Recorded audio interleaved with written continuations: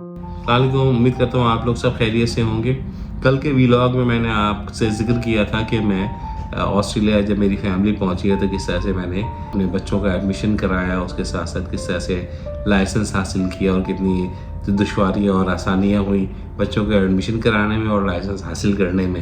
ये सारा मैंने डिटेल में ज़िक्र किया था। उसके बाद फिर मैंने अपने बच्चों का जो वीज़ा था वो डिपेंडेंट वीज़ा अपने ऊपर ट्रांसफ़र करवाने के लिए किस तरह से मैंने फ़ाइट किया ऑस्ट्रेलियन इमिग्रेशन से, और एज ए बोनाफाइड स्टूडेंट मैंने वो विन किया केस। तकरीबन साल भर लगा था उसको विन करने में। तब तक मेरे बच्चे जो हैं वो ज़ाहिर स्कूल भी जाते थे।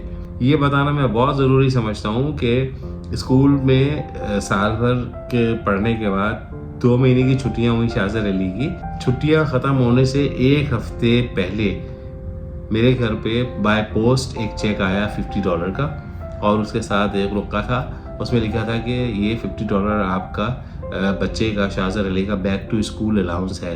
आपको कोई चीज़ कमी हो या यूनिफॉर्म में या इसमें उसमें तो आप इससे यूटिलाइज कर सकते हैं। ये एक और पॉजिटिव थिंग थी।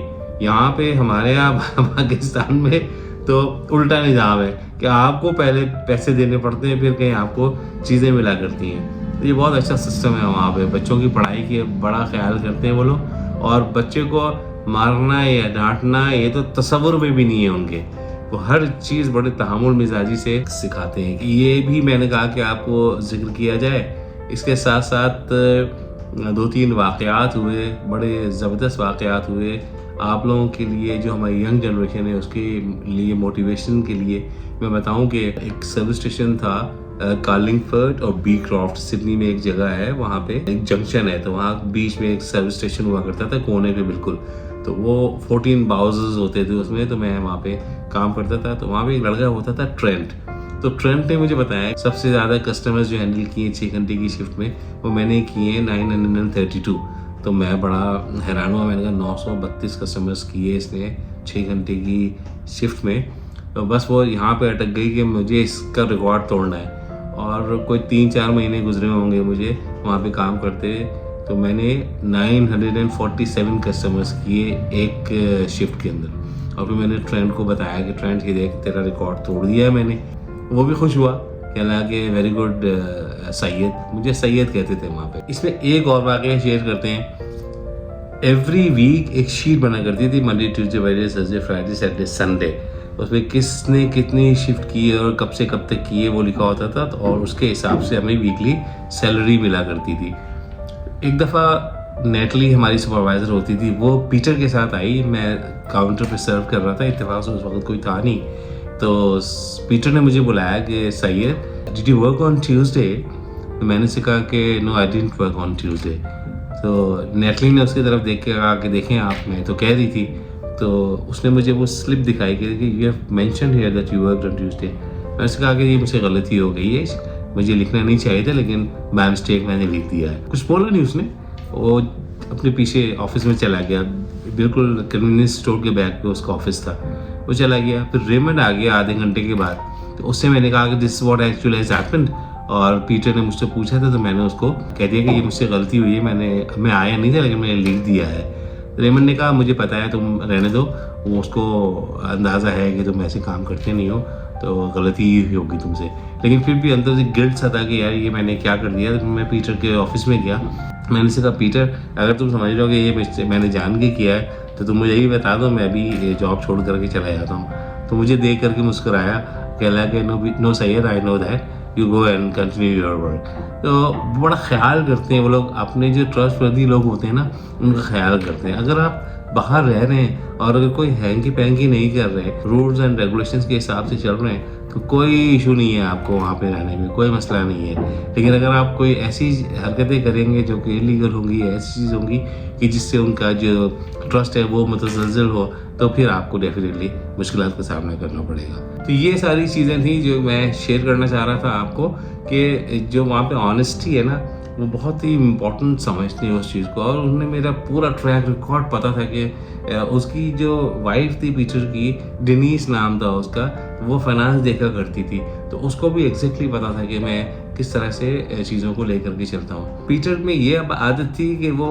कोई भी काम करने से रुकता नहीं था, ये नहीं सोचता था कि वो बॉस है। अक्सर ऐसा होता था कि आके यूं करके उसने देखा पूरे स्टोर में एक आध लाइट जो है वो डिम हुई हुई थी, वो खुद ही उसने सीढ़ी लगाई, लाइट चेंज की, तो उससे हमें मोटिवेशन मिलती थी कि यार ये कर रहा है तो हम क्यों नहीं करते। तो वही चीज़ हमारे अंदर सलाहियत कर गई है। जिस कन्वीनियंस स्टोर में हम काम कर रहे थे वहाँ पे बहुत बड़ा सा फ्रिज था, रूम नुमा फ्रिज था जिसे कहते हैं। सामने डिस्प्ले में कोई 15 से 18 फीट का ग्लास डोर्स थे और उसके पीछे पिछले वाले दीवार पे स्टॉक रखा होता था। तो वहाँ से स्टॉक उठा करके हमें डिस्प्ले करना पड़ता था, जैसे जैसे ख़त्म हो रहा है तो उसको फिलअप करना पड़ता था। और वो फिलअप करने में कोई आधा घंटा तो मिनिमम लगता था और उसमें बिल्कुल फ्रीजिंग होता था वो फ्रिज जो था, तो हमें आधा घंटा उसके अंदर रह करके करना पड़ता था। मेहनत तो काफ़ी थी लेकिन ये करना पड़ता था। हमने इतना कमांड हासिल कर ली थी कि स्टोर में, किसी भी स्टोर में हम जहाँ जहाँ काम करते थे तो हमें पता था कि कौन से शेल्फ पे क्या चीज़ रखी है। तो ये जनरेशन हमारी जो है नई आने वाली जनरेशन, उनके लिए भी कि आपको मास्टर करना चाहिए अपने आप को। जहाँ भी आप काम कर रहे हैं, जो भी आप काम कर रहे हैं उसमें आपकी मास्टरी होगी तो आप कामयाब हैं, वरना बड़ी मुश्किल हो जाती है। कामयाबियाँ हासिल करने के लिए बहुत सारी पापड़ बेलने पड़ते हैं आपको, अगर इतनी आसानी से कामयाबियाँ नहीं मिलती हैं। एक एक चीज़ को अटेंशन टू डिटेल जा कर के देखना पड़ता है। 18 घंटे खड़े होकर के काम करना। और अक्सर ऐसा होता था रमज़ानों में हम रोज़े भी रखा करते थे, तो कस्टमर भी हैंडल कर रहे हैं और अपना रोज़ा इफ्तार भी कर रहे हैं। ये इतनी तगोदो होती है बाहर जो है ना, इतना आसान नहीं है पैसे कमाना। लोग समझते हैं कि बस अमेरिका चले जाएंगे या कनाडा चले जाएंगे या यहाँ चले जाएंगे और पेड़ में से पैसे हिलाएंगे पेड़ और पैसे ही मिल जाएंगे। जी नहीं, बहुत मुश्किल है, बहुत मेहनत करना पड़ती है तब जाकर। हाँ ये है कि वहाँ पे जितनी मेहनत करते हैं आप, उसका उतना सिला मिलता है, जबकि पाकिस्तान में ऐसा नहीं है। यहाँ पे तो अगर किसी ने हायर कर लिया आपको तो वो समझता है बस इसको तो अपना स्लेव बना करके रखो, जिस तरह जितना भी काम लेना चाहो कर लो इससे। तो ये बातें हैं बहुत ही इम्पोर्टेंट। मेरी हर व्लॉग में आप देखते होंगे कि कोई ना कोई लेसन होता है उसके अंदर, कोई ना कोई सबक होता है उसके अंदर, ताकि मेरी जो यंग जनरेशन है, जो आने वाली जनरेशन है, या जो एग्जिस्टिंग अपने काम कर रहे हैं लोग और सोच रहे हैं कि ओवरसीज जाए, बाहर काम करें, तो इतना आसान नहीं है। दूसरा एक और बात बताना चाह रहा था मैं कि कोई अपना नहीं होता है भाई, रिश्तेदार हो, भाई हो, दोस्त हो, कोई भी हो। आप अगर ओवरसीज जा रहे हैं, बाहर जा रहे हैं, पढ़ने जा रहे हैं, काम करने जा रहे हैं, आपको अपने बलबूते पे सारा काम करना होता है। कोई आपकी हेल्प नहीं करेगा क्योंकि वो इतने बिजी होते हैं। बड़ा ज़बरदस्त साइकिल है उनका, सुबह 6 बजे उठ करके काम पे चले जाना, रात को वापस आना, खाना खा के फिर सो जाना। सैटरडे संडे मिलता है और सैटरडे संडे में भी लोग जो नीडी होते हैं वो काम कर रहे होते हैं। जैसे मेरी तरह मैंने सैटरडे संडे भी काम किया वहाँ पे। मेरा बताने का मकसद ये था कि आपको अपने ऊपर बिलीफ होना चाहिए कि आप अकेले कर सकते हैं। यही अक्सर लोग कहते हैं कि कोई भी आपका मुसलसल साथ नहीं देगा, आपको अकेले जंग लड़ना है अपनी। ये जो ऑटोबायोग्राफी में शेयर कर रहा हूँ आप लोगों से, जो इवेंट्स में शेयर कर रहा हूँ आप लोगों से, वो एक तो मेरी सेटिस्फेक्शन के लिए डेफिनेटली यस कि मैंने क्या किया अपने लिए ज़िंदगी में और किस तरह से सर्वाइव किया। लेकिन ये उन लोगों के लिए है जो अभी अपने करियर को शुरू कर रहे हैं या ओवरसीज जा करके अपना मुस्तकबिल बनाना चाहते हैं, तो उनको सिर्फ ये बताना चाह रहा हूँ कि बाहर जाना तो बहुत आसान है, लेकिन वहाँ पे सर्वाइव करना कितना मुश्किल है। आप अगर कहते हैं कि आपके भाई वहाँ पे, आपके रिश्तेदार वहाँ पे, आपके दोस्त वहाँ पे, कोई किसी का नहीं होता भाईजान।